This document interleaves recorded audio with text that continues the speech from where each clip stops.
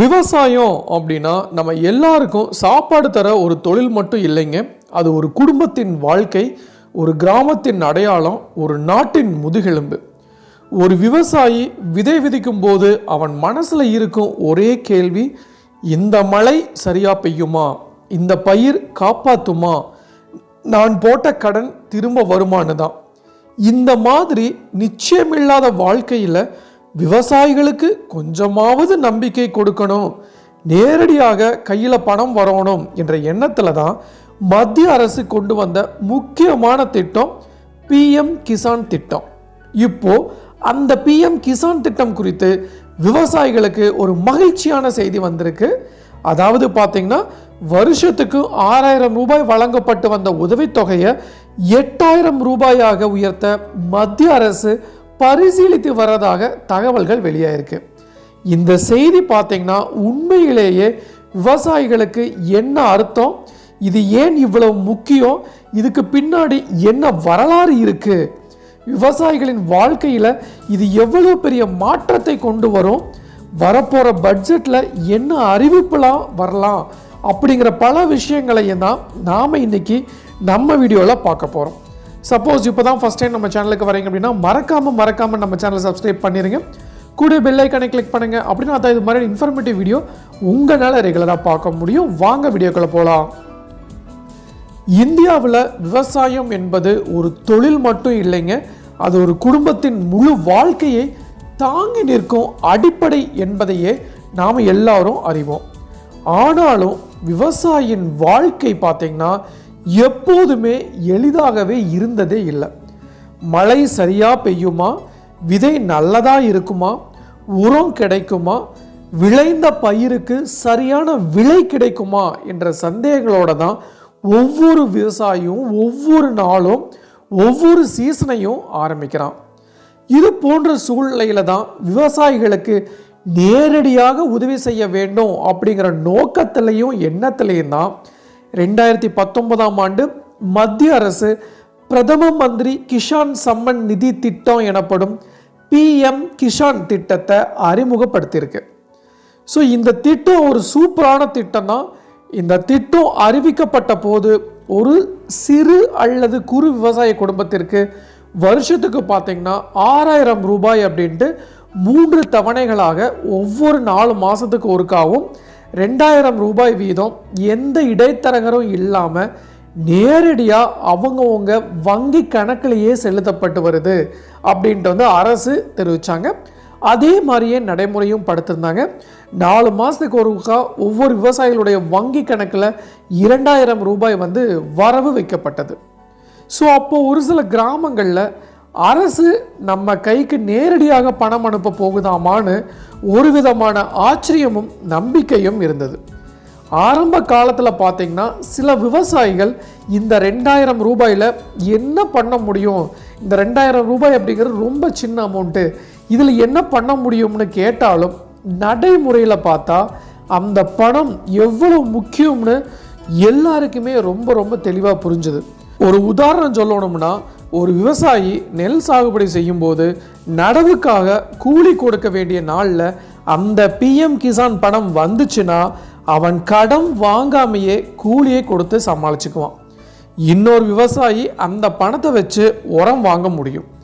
இன்னொருத்தர் பார்த்தீங்கன்னா தண்ணி பாய்ச்சும் போது டீசல் வாங்கினான். சிலர் பார்த்தீங்கன்னா அந்த பணத்தை வச்சு கூட்டுறவு வங்கியில் வாங்கிய கடனுக்கு வட்டி கட்டி அபராதம் வராமல் தப்பிச்சிருக்காங்க. ஸோ இது மாதிரி எண்ணற்ற நற்செயல்களை அந்த பிரைம் மினிஸ்டர் கிசான் திட்டத்தில் வர 4 மாதத்துக்கு ஒருக்கா கிடைக்கிற பணம் ரொம்ப அவங்களுக்கு யூஸ்ஃபுல்லாக இருந்திருக்கு.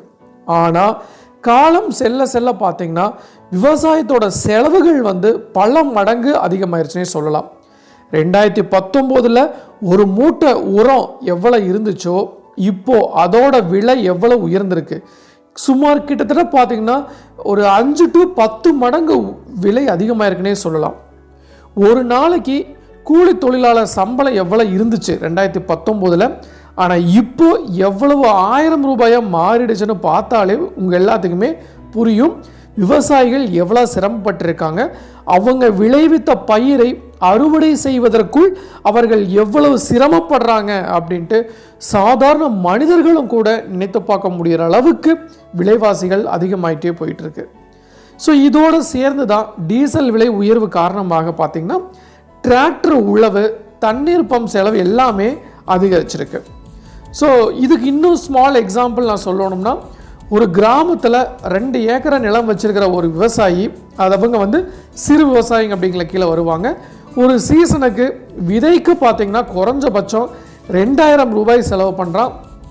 உரத்துக்கு பார்த்திங்கன்னா 3000 ரூபாய் செலவு பண்ணுறான். உழவு மற்றும் கூலிக்கு 4000 ரூபாய் செலவு பண்ணுறான்.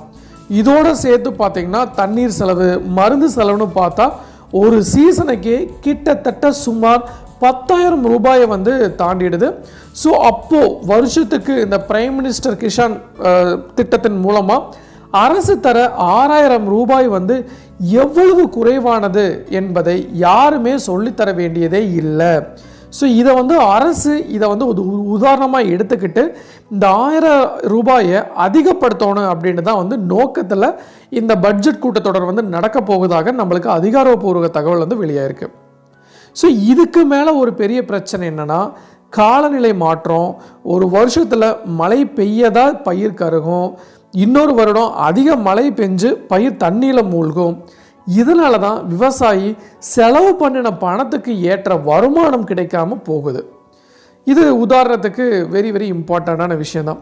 மழை பெய்கிற சீசனில் மழை பெய்யாது, மழை பெய்யக்கூடாது அப்படிங்கிற சீசனில் மழை பெய்யும், அதிகமாக பெய்யும், கம்மியாக பெய்யும், வறட்சி ஆகும், ஃப்ளட் ஆகும், இது மாதிரி ஏகப்பட்ட விஷயங்கள் நடக்கும்.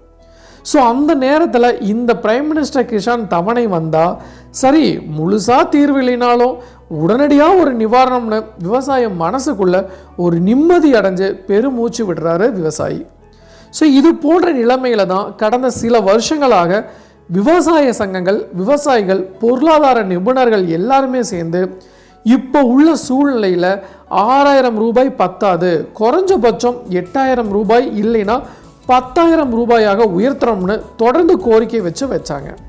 ஸோ குறிப்பாக சொல்லணும்னா, கிராம டீ ஷாப்புகளில், விவசாய சந்தைகளில், கூட்டுறவு வங்கிகள் முன்னாடி இந்த தடவை பட்ஜெட்டில் பிரைம் மினிஸ்டர் கிஷான் உயருமான்னு பேசுகிற ஒரு சாதாரண விஷயமாகவே மாறிடுச்சுன்னு சொல்லலாம். ஸோ இந்த பின்னணியில் தான் இப்போது வரப்போகிற பிப்ரவரி 1ஆம் தேதி தாக்கல் செய்யப்படும் மத்திய பட்ஜெட்டில் பிஎம் கிஷான் திட்டத்தின் உதவித்தொகையை 6000 ரூபாயிலிருந்து 8000 ரூபாயாக உயர்த்த மத்திய அரசு பரிசீலித்து வருவதாக தகவல்கள் வெளியாயிருக்கு. ஸோ இது அதிகாரப்பூர்வமாக இன்னும் அறிவிக்கப்படலை என்றாலும் இந்த செய்தி பார்த்திங்கன்னா வெளியானதிலிருந்து விவசாயிகள் மத்தியில் ஒரு விதமான சந்தோஷமும் எதிர்பார்ப்பும் உருவாயிருக்குன்னே சொல்லலாம்.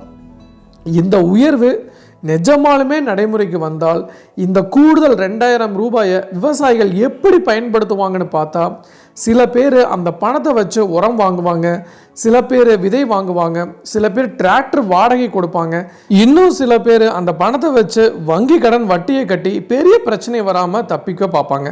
ஸோ குறிப்பாக விவசாயி வீட்டில் திடீர்னு மருத்துவ செலவு, குழந்தைகளோட பள்ளி கட்டணம் மாதிரி விஷயங்கள் வந்தால் இந்த பணம் ஒரு தாங்கு தூணாக இருக்கும் அப்படின்னு சொன்னால் அது மிகையாகாது.